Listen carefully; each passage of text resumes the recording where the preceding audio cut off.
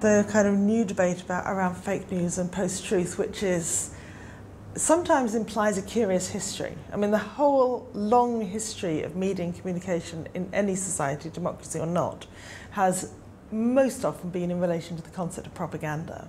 In other words, we never began thinking about forms of mediation, thinking there is the truth and we can tell it and that's what the media purvey. They've always been biased, manipulative, exploitative, telling stories for their own ends, telling stories for particular interests with a particular interests in mind. So, but let's say since the post-Second World War period, I think crucially shaped by a sense of an independent press and state-regulated public service broadcasting, we had the idea, and it's been dominant for half a century, though always contested, that the media that matter for democracy are purveyors of truth and provide impartial, objective information that is uninfluenced either by commercial interests or state interests.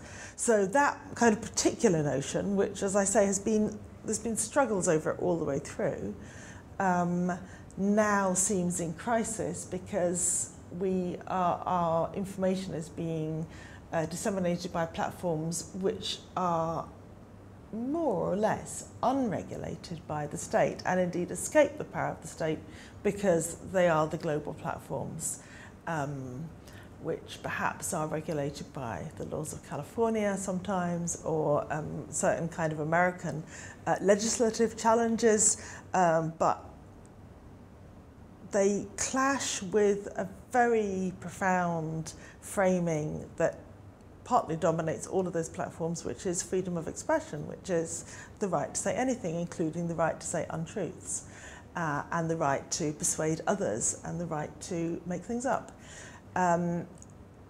So there's a lot of, I hear increasing talk about questions of trust, which I think matter to citizens, they matter to governments, and in a different kind of way, they also matter to those commercial platforms. So in a way, the question is not only is the information, the news we're getting true, but also can it be trusted and can the source behind it be trusted? A lot of burden of responsibilities now being put on digital literacy, which is no one can constrain speech, we have free speech, everything therefore is being said in everyone's interest. It's down to the citizen to make sense of it and decide what to trust, what can be relied upon, what is spoken without self-interest. I worry about the concept of trust because it is emerging as something that kind of sits between the complex media environment, information environment we're in, and the task of the citizen to make sense of it. Every year, the communication regulator in this country, the Office of Communications, does an annual survey of the public and asks whether trust in various forms of media is going up or down and tracks that. And it always seems to me a curious survey because if trust goes up, you worry that people are becoming more gullible, and if trust goes down, then you worry that the information environment is becoming impoverished, so it's bad news either way. And trust is a complex judgment that doesn't, people trust things which are wrong. They trust misinformation. They trust advertisers to give, they trust commercial companies to give disinterested information. So people struggle in making trust decisions, and the kind of emerging or new science of behavioural economics puts a lot of questions about how it is people make trust decisions. On the other hand, if people don't trust, they won't believe in anything, they'll turn away, they'll become politically disengaged, and we see this very often as well. And it is a duty of citizens not only to be informed, but also to engage. Citizens are meant to be informed in a democracy, and that can be heard two different ways. They should inform themselves. There's a kind of moral and political burden on the individual to make sure that they look for diverse and distinctive and valid forms of information about political matters, about government processes. But at the same time, they should be informed, meaning someone has the responsibility, or some institutions have the responsibility to inform them. And traditionally, the press and public service broadcasting, I won't say the entire media environment, the press and public service broadcasters have had the specific responsibility of informing the citizens. And of course, both in the sense of how individuals inform themselves and how they are informed by society, both of those processes are deeply problematic.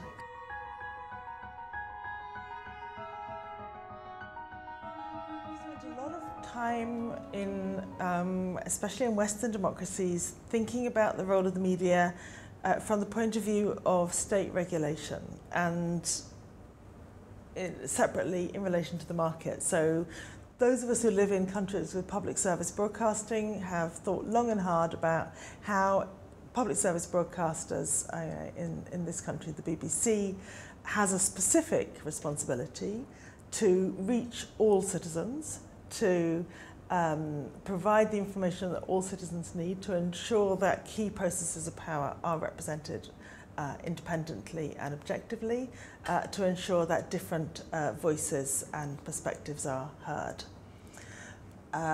The parallel debate, almost the opposite debate from the point of view of the press, has always been the state should play no role in interfering. It should be free for the state outside the market processes would ensure a maximum number of opinions are heard. And that too would play a crucial role in informing citizens in a democracy. So both of those are now being transformed. The argument for public service broadcasting is seriously under threat in every country where it exists. The argument for letting the press alone, many would argue the press themselves have undermined by compromising their independence through various kinds of increasing monopolies over information and increasing pressures from media owners onto editors. So their kind of, free market independence is also compromised. And the social media layer is sort of in between. It operates in a way at the meso level with people variously in their different social media bubbles and echo chambers reinforcing the views that perhaps they've already started with.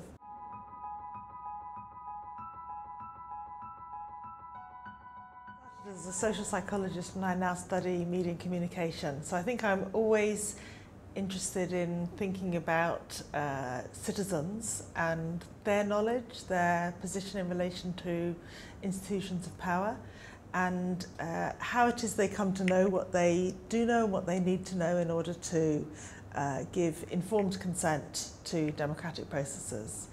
And increasingly, as I study processes of media and communication, I get more and more interested in, if you like, the kind of the meso level between individuals and society writ large, to understand the kind of mediated social processes by which people get informed, share ideas, influence each other, and work out what public and political processes they should be oriented to.